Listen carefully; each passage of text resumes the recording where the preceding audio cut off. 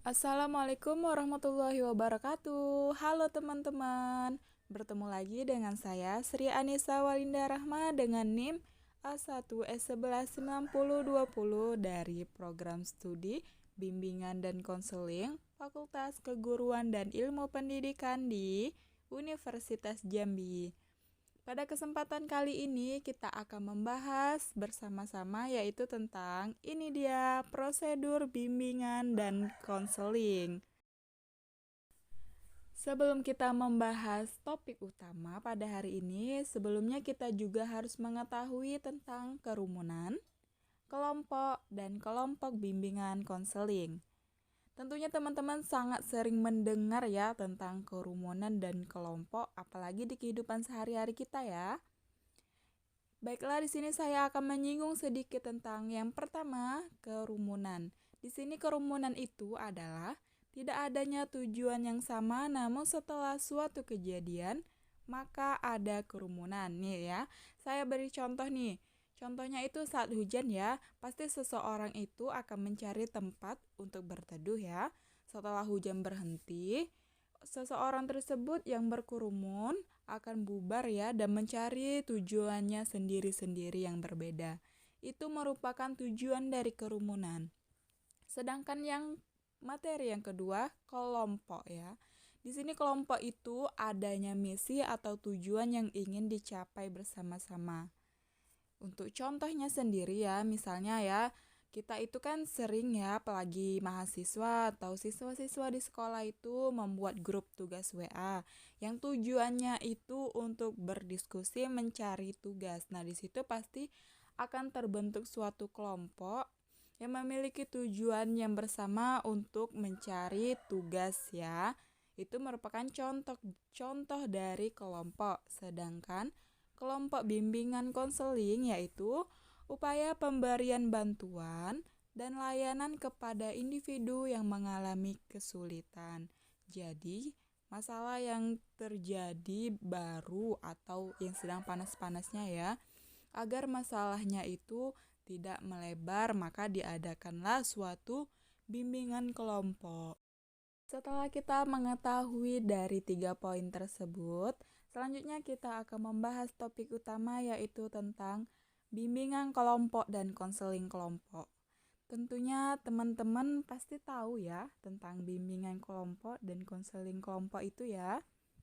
Jadi bimbingan kelompok itu merupakan suatu kegiatan bimbingan yang dilakukan secara berkelompok dengan membahas suatu topik permasalahan dengan memanfaatkan dinamika kelompok ya, yang artinya itu setiap anggota kelompok dibebaskan untuk mengemukakan pendapat, saran, ide, ataupun yang lainnya. Sedangkan konseling kelompok itu merupakan kegiatan konseling yang dilakukan secara berkelompok juga dengan membahas permasalahan yang dialami atau yang dimiliki setiap anggota kelompok satu persatu. Jadi ya teman-teman, kunci dari permasalahan bimbingan kelompok yang tadi saya jelaskan itu, bimbingan kelompok itu masalahnya itu umum ya, atau sedang hangat terjadi, dan juga sifat masalahnya umum, tidak membahas pribadi ya. Sedangkan konseling kelompok itu bersifatnya pribadi. Jadi di sini teman-teman sudah bisa membedakan ya.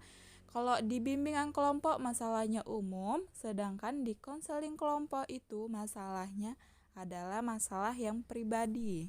Nah, setelah kita membahas tentang perbedaan definisi dari bimbingan kelompok dan konseling kelompok, selanjutnya kita akan membahas azas. Jadi di setiap layanan bimbingan konseling itu tentunya ada azas ya yang akan dipakai dalam proses-proses kegiatannya. Jadi azas yang digunakan dalam bimbingan kelompok ya yang pertama ini, yang paling dominan yaitu azas keterbukaan. Nah, jadi di mana di sini siswa itu hendaknya untuk terus terang dalam memberikan pendapatnya. Terus ada azas kesukarelaan. Di sini siswa tidak ada pemaksaan dalam mengemukakan pendapat atau sukarela ya dalam datang untuk melakukan proses bimbingan kelompok Yang untuk azas yang ketiga dalam bimbingan kelompok ada azas kerahasiaan. Jadi, semua topik yang dibahas dalam bimbingan kelompok itu hendaknya dirahasiakan ya untuk semua anggota kelompoknya. Untuk azasnya lagi, untuk azas konseling kelompok, untuk azas konseling kelompok sendiri yang paling dominan itu yaitu azas kerahasiaan, di mana di sini semua peserta didik atau anggota kelompok untuk menjaga rahasia semua anggota kelompoknya karena di sini masalahnya itu sangat pribadi. Untuk azas yang kedua yaitu azas kegiatan, di mana juga di sini siswa hendaknya untuk aktif dalam melakukan proses-proses kegiatan konseling kelompok.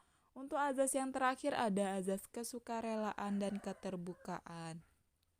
Jadi di sini siswa juga hendaknya sukarela dalam menyampaikan segala sesuatu dan juga terbuka untuk menyampaikan segala sesuatu agar hasil yang dicapai itu bisa efektif.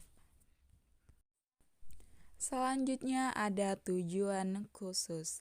Jadi, untuk tujuan khusus yang pertama untuk bimbingan kelompok yaitu di sini itu bimbingan kelompok membahas topik-topik umum secara luas dan mendalam yang bermanfaat bagi para anggota kelompoknya. Sedangkan konseling kelompok itu pembahasan dan pemecahan masalahnya itu pribadi ya, yang dialami oleh masing-masing anggota kelompok. Jadi teman-teman sudah mengetahui ya perbedaan dari tujuan bimbingan dan konseling kelompok sendiri. Setelah tujuan, kita lanjut untuk jumlah anggotanya. Jumlah anggota bimbingan kelompok itu dibatasi ya dari 10 sampai 15 orang, sedangkan konseling kelompok juga dibatasi sampai sekitar 10 orang. Jadi di sini anggota konseling kelompok lebih sedikit daripada bimbingan kelompok karena jika melewati 10 orang takutnya kegiatannya itu kurang efektif. Selanjutnya untuk fungsinya sendiri di sini bimbingan kelompok itu lebih pemahaman dan pengembangan ya. Sedangkan untuk fungsi konseling kelompok itu untuk pengentasan dan advokasi. Jadi di sini tentu sangat terlihat ya perbedaannya. Bimbingan kelompok itu lebih menekankan pemahaman dan pengembangan pada peserta didik atau anggotanya. Sedangkan konseling kelompok itu untuk pengentasan masalah-masalah yang dialami anggota kelompoknya. Untuk yang selanjutnya, kondisi dan karakteristik anggota. Nah, untuk bimbingan kelompok di sini aspeknya itu bimbingan kelompok lebih ke homogen dan heterogen. Jadi, homogen itu artinya masalahnya itu sama, artinya seperti semuanya itu membahas tentang masalah belajar. Nah, untuk heterogen sendiri juga beragam, artinya beragam. Masalahnya itu beragam dan tidak menentukan permasalahan yang sama. Sedangkan konseling kelompok lebih ke homogen. Jadi di sini kelompoknya itu membahas permasalahan yang sama. Sangat jelas ya perbedaannya. Di sini saya simpulkan bimbingan kelompok itu lebih ke homogen dan heterogen, sedangkan konseling kelompok hanya homogen saja. Untuk format kegiatannya, bimbingan kelompok untuk kelompok kecil, sedangkan konseling kelompok juga kelompok kecil. Untuk materi yang selanjutnya yaitu tahapan bimbingan dan konseling kelompok. Nah, untuk tahapan bimbingan kelompok yang kita bahas dulu ya. Nah, jadi untuk tahapan bimbingan kelompok, yang pertama itu ada tahapan pembukaan. Di sini di mana seorang konselor itu menerima siswanya secara terbuka dan memberikan ucapan terima kasih. Selanjutnya, pemimpin kelompok dan anggota kelompok berdoa bersama-sama, melakukan perkenalan dan rangkaian nama. Selanjutnya menjelaskan pengertian bimbingan kelompok, menjelaskan tujuan bimbingan kelompok, juga menjelaskan azas-azas bimbingan kelompok, dan yang terakhir menjelaskan cara atau prosedur bimbingan kelompok itu sendiri. Nah, yang pertama kita telah membahas tahap pembentukan, yang selanjutnya ada tahapan peralihan. Nah, di sini di mana pemimpin kelompok atau konselor itu menjelaskan kembali kegiatan bimbingan kelompok, tanya jawab kesiapan anggota kelompok untuk melanjutkan kegiatan selanjutnya. Selanjutnya mengenali suasana batin, yaitu dengan yakin atau tidaknya anggota kelompok ya untuk melanjutkan kegiatan. Dan yang terakhir memberikan contoh topik ya, misalkan topik bebas atau topik tugas yang akan diberikan. Untuk tahap yang ketiga yaitu tahap kegiatan. Nah, di sini di mana pemimpin kelompok itu mengemukakan topik yang akan dibahas. Nah, itu bisa topik bebas atau tugas ya. Selanjutnya juga pemimpin kelompok melakukan tanya jawab tentang topik yang akan dibahas. Terus pembahasan topiknya itu dilakukan secara tuntas. Ada juga penegasan atau refleksi dari topik yang akan dibahas dan dilakukan selanjutnya itu dilakukan dengan selingan permainan ya atau ice breaking yang sering kita dengar. Untuk tahap yang terakhir yaitu tahap pengakhiran. Nah, di sini di mana konselor itu atau pemimpin kelompok menjelaskan kegiatan bimbingan kelompok itu akan berakhir. Terus anggota kelompoknya itu menyampaikan pesan atau kesan selama proses-proses bimbingan kelompok yang telah dilaksanakan tersebut. Selanjutnya ada membahas kegiatan lanjutan atau kontrak ya. Di sini bisa melakukan jadwal ulang atau melakukan bimbingan kelompok selanjutnya tentang materi yang lain. Terus ada juga selanjutnya pemimpin kelompok mengucapkan terima kasih kepada anggota kelompok karena telah mau melakukan bimbingan kelompok dan mengucapkan terima kasih juga atas kehadirannya dan partisipannya. Setelah itu melakukan doa, ditutup dengan doa ya tentunya setiap kegiatan dan perpisahan atau salam-salaman. Nah, itulah merupakan tahapan-tahapan dari bimbingan kelompok. Setelah kita membahas tentang tahapan bimbingan kelompok, selanjutnya yaitu konseling kelompok. Nah, di mana di sini konseling kelompok juga memiliki 4 tahapan yang sama seperti bimbingan kelompok. Untuk tahapan yang pertama untuk konseling kelompok yaitu tahap pembentukan. Di mana di sini konselor itu menerima siswa secara terbuka. Selanjutnya juga konselor atau pemimpin kelompok itu mengucapkan terima kasih atas kedatangan anggota kelompoknya ke dalam ruangan tersebut. Terus mereka di sana bersama-sama membaca doa. Sama halnya ya kayak bimbingan kelompok sebelumnya juga melakukan perkenalan dengan rangkaian nama. Selanjutnya juga bisa menjelaskan pengertian konseling kelompok ya. Menjelaskan tujuannya sendiri apa aja, azas-azas yang dipakai, dan juga menjelaskan cara atau prosedur konseling kelompok yang akan dilakukan ke depannya. Nah, untuk tahap yang kedua yaitu tahap peralihan, di mana di sini pemimpin kelompok itu menjelaskan kembali kegiatan kelompoknya ya. Selanjutnya juga melakukan tanya jawab kesiapan anggota kelompoknya itu udah siap atau belum untuk melanjutkan ke sesi berikutnya. Selanjutnya juga mengenali suasana batin anggota kelompok ya. Di sini tentunya konselor atau pemimpin kelompok harus peka terhadap anggota-anggotanya. Untuk tahap yang ketiga yaitu tahap kegiatan. Di sini di mana pemimpin kelompok itu menanyakan kepada anggota kelompok permasalahan mana yang akan dibahas terlebih dahulu. Karena di sini kan pemimpin kelompok akan menanyakan masalah-masalahnya itu kepada anggota kelompok. Terus setelah mendengarkan semua permasalahan anggota kelompok, melakukan musyawarah atau melakukan tanya jawab nih kepada anggota kelompok, kira-kira kalian mau membahas atau melakukan penyelesaian masalah siapa dulu, siapa masalah yang terberat itu yang akan dilaksanakan atau dientaskan sekarang juga. Selanjutnya juga tanya jawab topik yang akan dibahas yang tadi saya jelasin ya. Selanjutnya pembahasan bermasalahnya itu harus secara tuntas, juga penegasan dan refleksi dari topik yang akan dibahasnya itu harus ada dan dilakukan selingan permainan atau ice breaking ya, agar suasana tegang yang telah dilaksanakan itu akan berubah menjadi cair atau menjadi bahagia, konsentrasi juga bisa. Untuk tahap yang terakhir yaitu tahap pengakhiran. Dimana di sini ya sama kayak bimbingan kelompok yang tadi, di sini juga konseling kelompok menjelaskan kegiatan konseling ini juga akan berakhir. Anggota kelompok juga menyelesaikan pesan dan kesan yang dirasakan selama proses-proses konseling kelompok ya. Selanjutnya membahas kegiatan lanjutan, kira-kira kapan untuk menyelesaikan masalah temannya yang lain. Terus mengucapkan terima kasih juga kepada anggota kelompok yang telah aktif berpartisipasi dalam melakukan kegiatan-kegiatannya.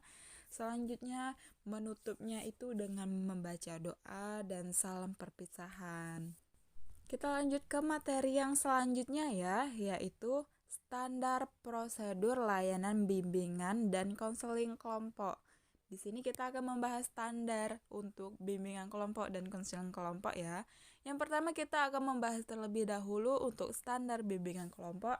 Nah, di sini standar bimbingan kelompok itu ada 6 ya. Yang pertama ada perencanaan kegiatan, pelaksanaan bimbingan kelompoknya, terus evaluasinya, analisis hasil evaluasi, tindak lanjut, dan laporan. Di sini saya pertama akan menjelaskan tentang perencanaan kegiatan. Jadi, perencanaan kegiatan itu dilakukan untuk mengidentifikasi topik yang akan dibahas dalam bimbingan kelompok tersebut. Terus juga membentuk kelompok, menyusun jadwal kegiatannya, menetapkan prosedur layanan, terus menetapkan fasilitas layanan, dan juga menyiapkan kelengkapan administrasi untuk siswa tersebut. Untuk prosedur yang kedua, yaitu pelaksanaannya. Nah, pelaksanaan bimbingan kelompok itu yang dilakukan guru bimbingan dan konseling itu yaitu dengan mengkomunikasikan rencana layanan bimbingan kelompok, mengorganisasikan kegiatan layanan bimbingan, terus menyelenggarakan layanan, meliputi tahap pembentukan, peralihan, kegiatan, dan pengakhiran.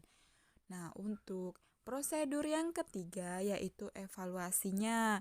Nah, evaluasi bimbingan kelompok itu seperti menetapkan materi evaluasi, menetapkan prosedur evaluasi, menyusun instrumen evaluasi, ya, dan mengelola hasil aplikasi instrumen tersebut.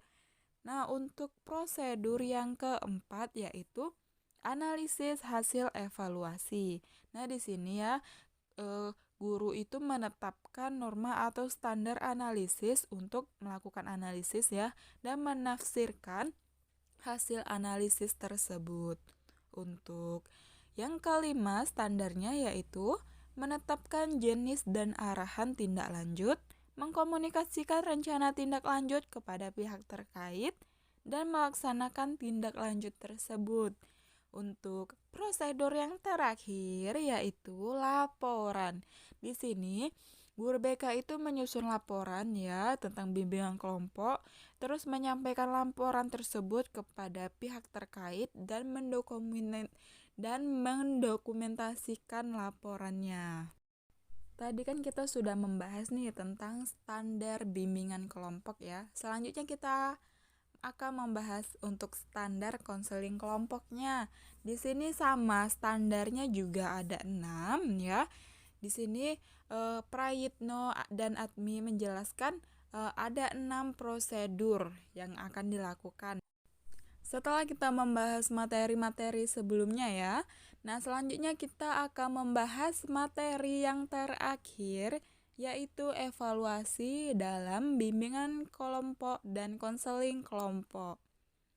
Tentunya teman-teman pasti sangat sering dengar ya itu evaluasi. Apakah teman-teman tahu? Ya, benar sekali ya. Jadi, evaluasi itu seperti sebuah proses ya bagi penyediaan informasi bagi para pengambil keputusan. Nah, informasi ini ya merupakan data objektif yang akan membantu pengambil keputusan dan menentukan keputusan-keputusan yang benar untuk perbaikan program.